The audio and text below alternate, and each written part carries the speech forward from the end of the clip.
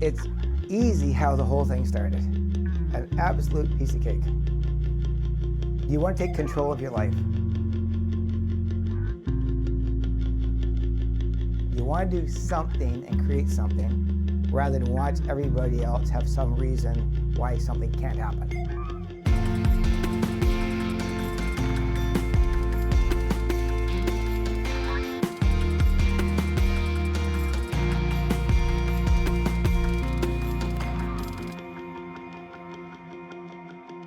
I grew up in Huntsville, Ontario.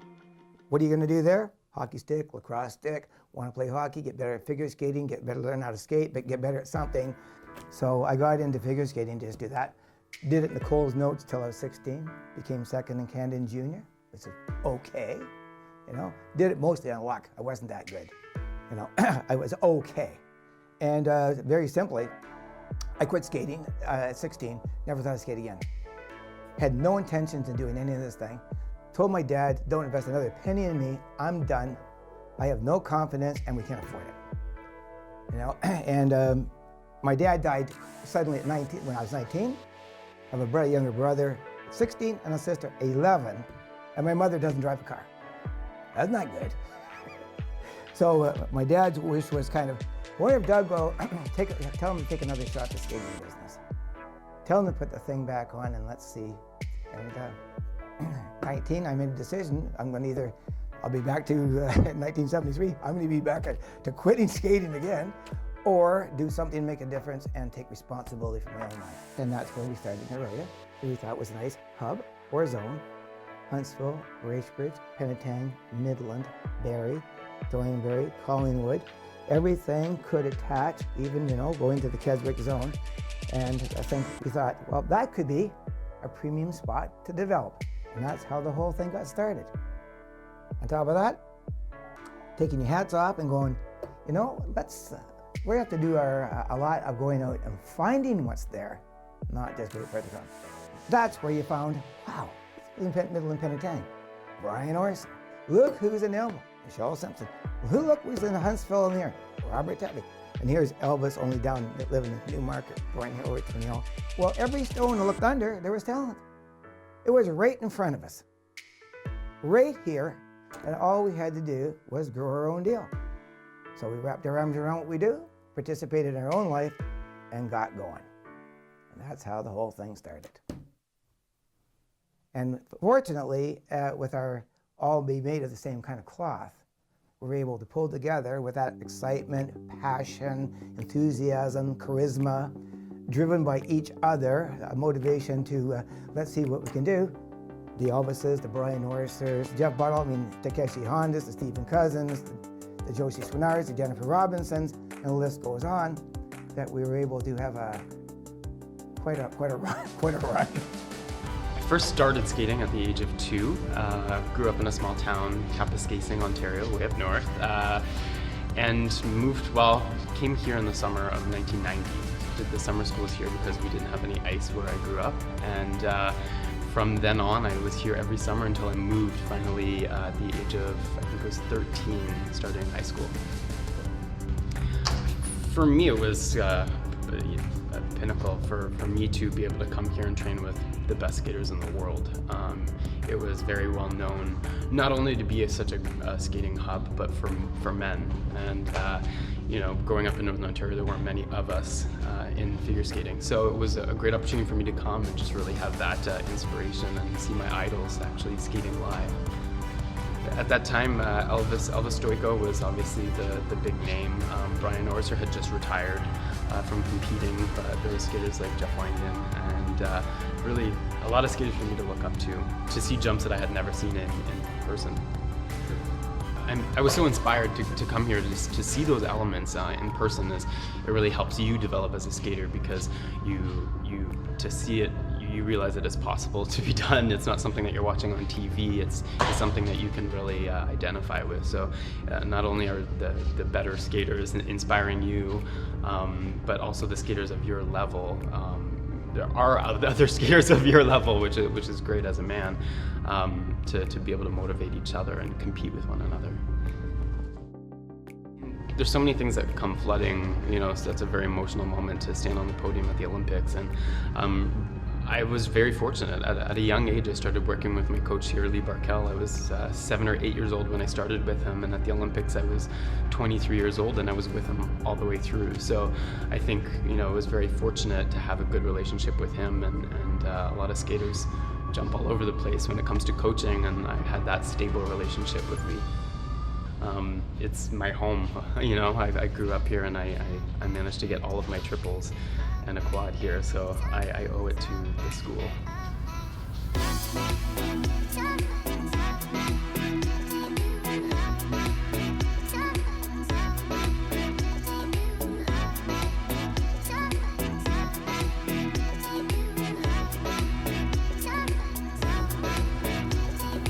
The thing about choreography is it's always ongoing. It's never the same from the beginning to the end. It normally takes a couple weeks to figure out basically what you want. It's maybe 2 months before you get something definite, and then it's the whole editing process and fine-tuning it into a 3-minute. You'll have two 6-minute songs, and then you have to condense it into 3 minutes because you have to have 2 different types of rhythms in it, and know that there are specific places musically where elements will go, because basically you're trying to highlight elements for them. And so I'd say all in all it's about 4 months total where it's created, and then changes are made, and then it's ready to go and start training.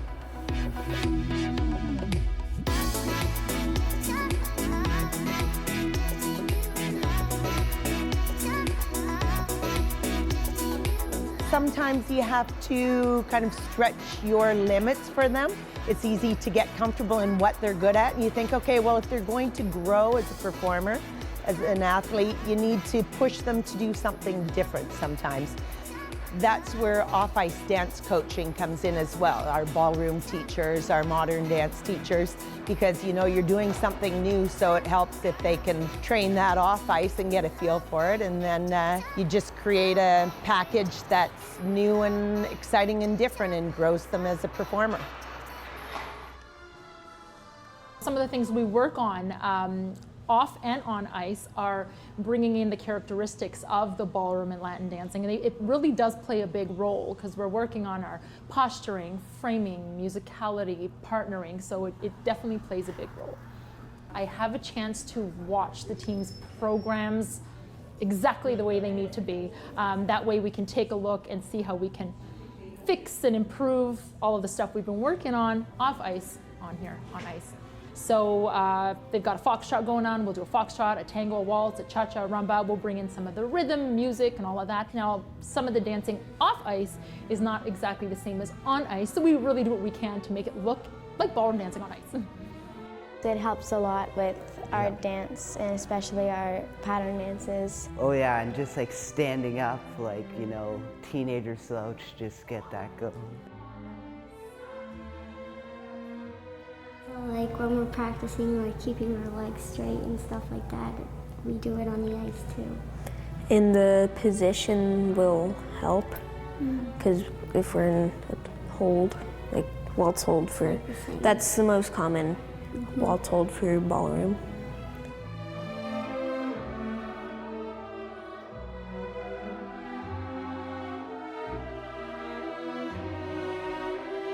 Very related. Like we can apply a lot of things we learn in our dance classes to the things we do on the ice, whether it's arms or posture, anything like that. Dance helps your push. So the way you push on the ice, the tendu finish that you need when you're just doing any type of push. This is like ballroom and ballet just on skates. So that's why we do off-ice dance classes. Yeah, our trainers are really good. They really try their best to teach us things that we can apply on the ice, which is really good. So we mostly work on just strength in general, and we also do a lot of stretching too. So we work on core, legs, upper body strength, all the things that we need to help stay stable and strong on the ice.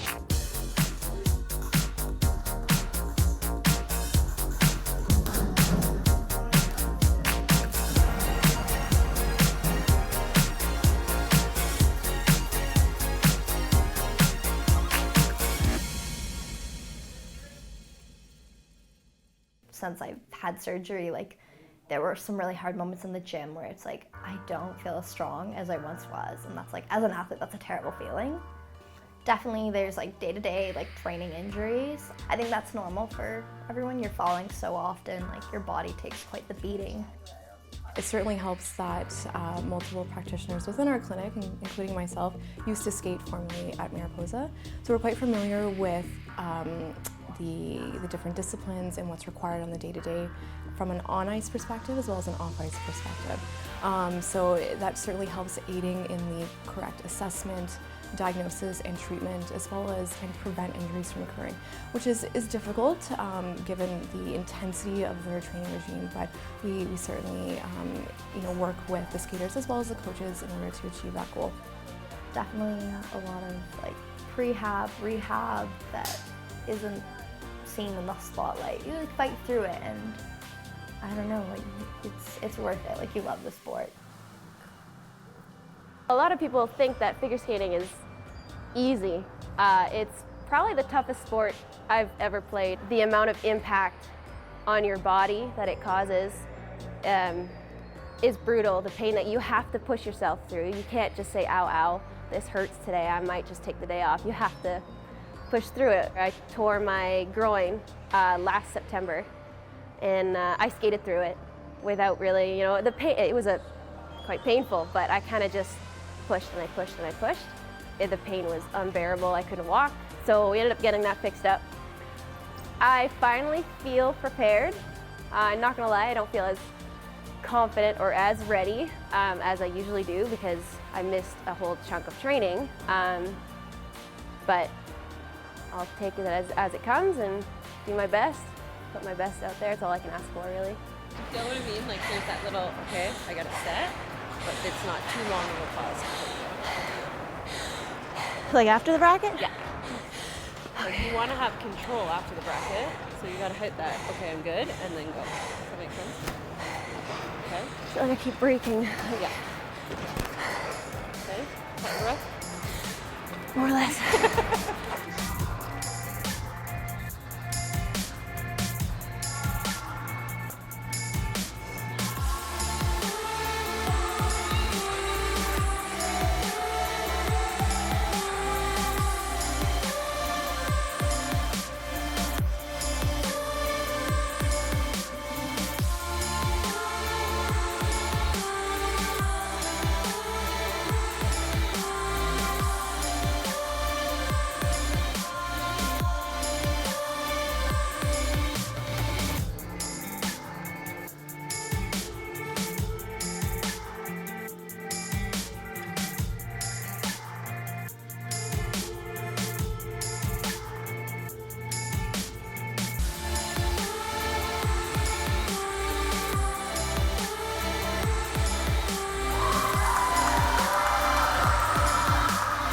With a total score of 128.94, Olivia and Elliot are in first place.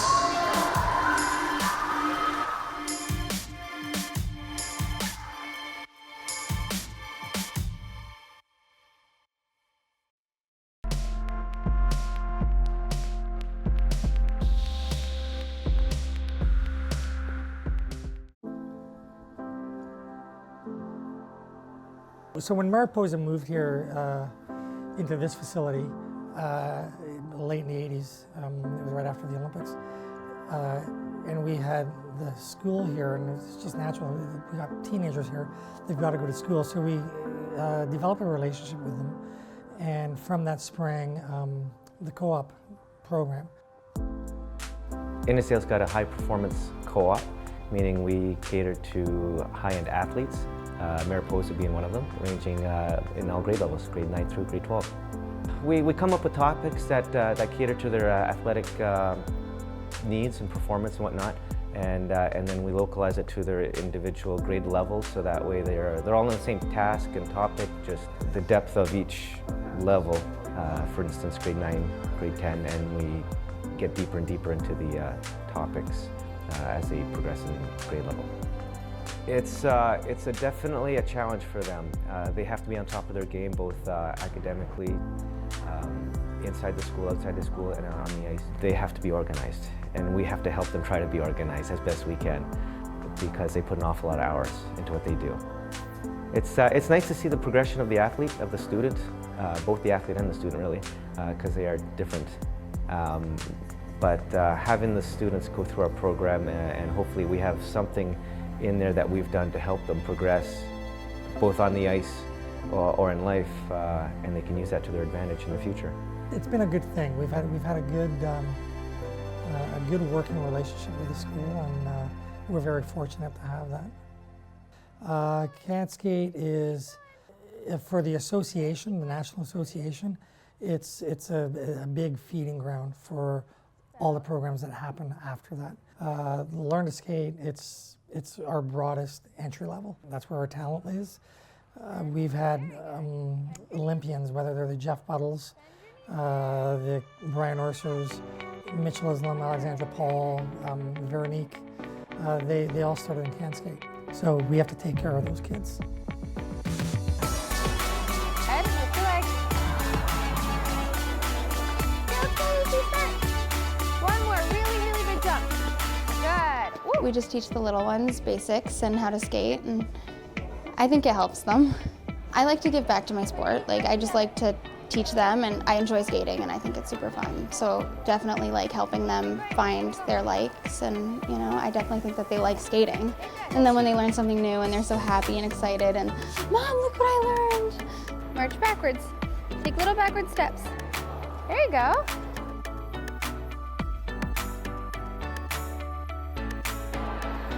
That's better. Keep going, keep going. Okay, lift. Keep your arms out.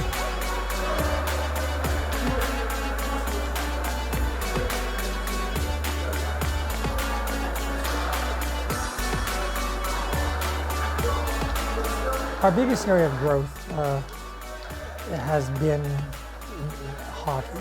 It's becoming a lot more accepted now that if you want to play hockey at a high level, you got to know how to skate. So we've started things like our Edge and Balance program, and that's been like wildly successful.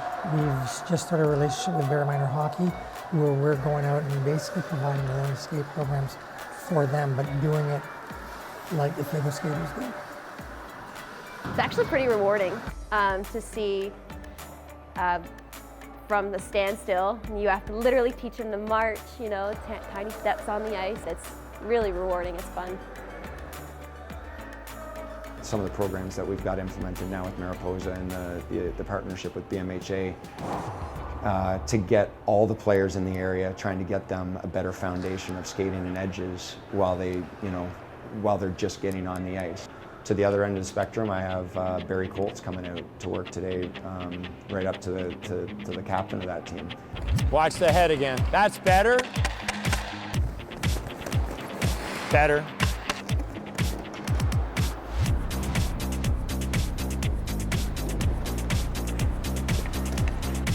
You can tell you like that. So remember from last week, we want to hit that H position. That's pretty good. So me and a couple of the other guys have been coming out to Paul for a couple weeks now. And obviously in the game of hockey, skating's a big aspect, and you watch all these NHL guys and they're all such really good skaters, and we come out here to improve and get better so we can make it to the next level.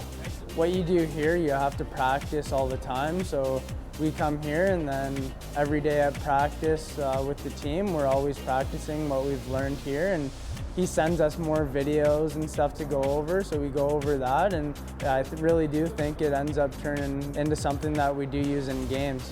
You know, him coming out and doing sessions like this as a captain sets a good example for the rest of the guys. You know, if he's still working on his skating as a captain in the OHL, it certainly sets a good tone for the rest of the team. All the kids I get to work with in a day, they have a reason to be here, and that makes a big difference. These players want to be here, and you can tell, and then it's very enjoyable and rewarding to work with them. All right, good stuff. Good luck this weekend. We'll see you later. Paul and Dave are going to be a part of the next chapter. Paul and Dave are going to help with the journey. They've been with me for 25 years. They've watched, and so is everybody else supporting them as well. They're good to go. And I was ready to let go.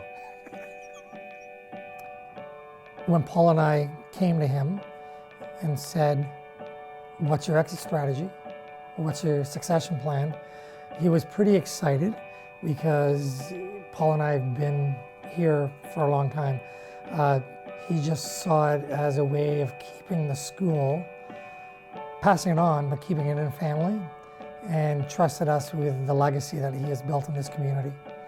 So big shoes to fill, and don't know that we're trying to fill his shoes, but we're developing something uniquely our own. Skating's been the infrastructure that's been built here, but the hockey thing is growing, and we have a bunch of new coaches and up-and-coming kids. We've actually just had a team at our national championships, a brand new team, Olivia McIsaac and Elliot Graham, get a silver medal, which was a great coup for a long season, and they were named to the junior world team, so they'll be competing in Sofia, Bulgaria early in March. I think the future's bright. It'll be interesting to see where it goes. Will it ever reach the heights it used to be? That's really hard to say. We have more diverse skaters coming up, so even though we don't have some of the top end skaters we used to have, we still have, you know, a skater just qualified himself for Olympics. If we stick to our plan of trying to build from the bottom up, those numbers are going to grow because we've done a good job of building our own skaters, starting with a guy like Julian going to the Olympics this year. That's a good start for us.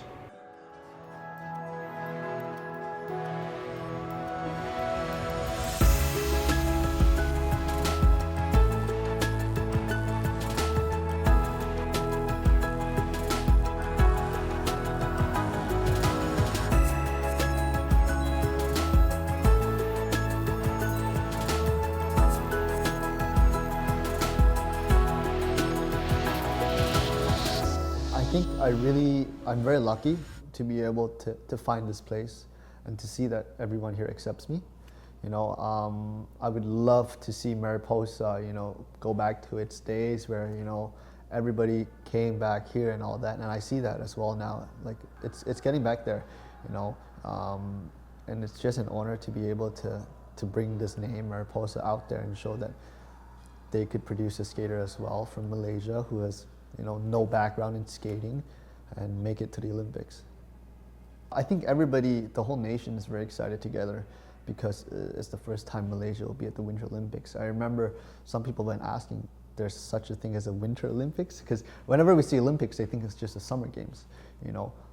So I think everybody's excited to see it for the first time, and I think it's going to be a great experience. And I feel like it's an honor to be able to represent Malaysia, and it's one for Mariposa as well. You know, it's fascinating that in one out of our country, but our city, really included, that out of this school in this place, that we end up with 20 World Olympic medals. That's a lot. We are world renowned. We got 20 World Olympic medals. You know, there goes the Ursa, the Stoical, the Buddle, the this, you know, the Tuba Karadimir. It's just Stephen Cousins, Takeshi Honda, Daisuke Takahashi, all of those guys. And here comes Julian next. Built in Canada, representing Malaysia. That's pretty cool. We build character people that the depths, because when you are finished skating, who is the person that you built? I told kids this morning, stand on the ice. One's from here, literally from the other end. They said, yeah, we're literally from the other side of the world. We're from Malaysia, and somebody's from Perry Sound, you know, kind of thing. I said, isn't that pretty cool? Some people speak 3-4 languages. Isn't that pretty cool? Isn't that neat, the way somebody else looks at something? Not just through your glasses. Isn't it interesting what they got to say? Isn't it interesting to hear their voice? Think about that experience, and you haven't even put your skates on.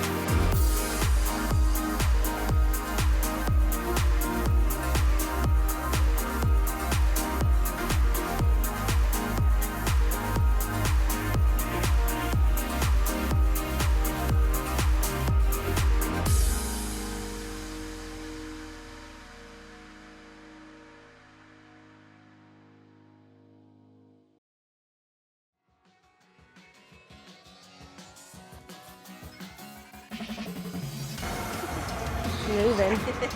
But I know on my pants it won't stay. Yeah.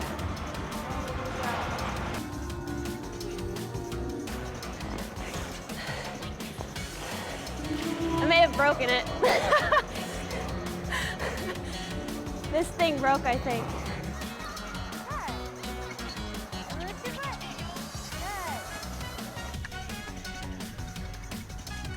Oh, I forgot!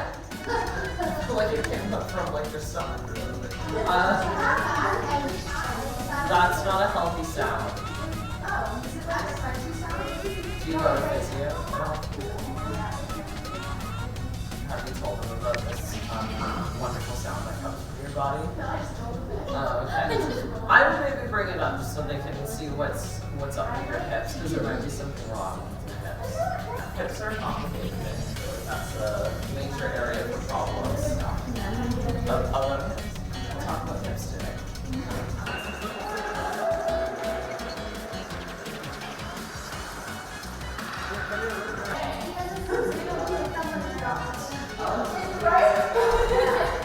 It's true. It makes sense. It makes sense. It makes sense.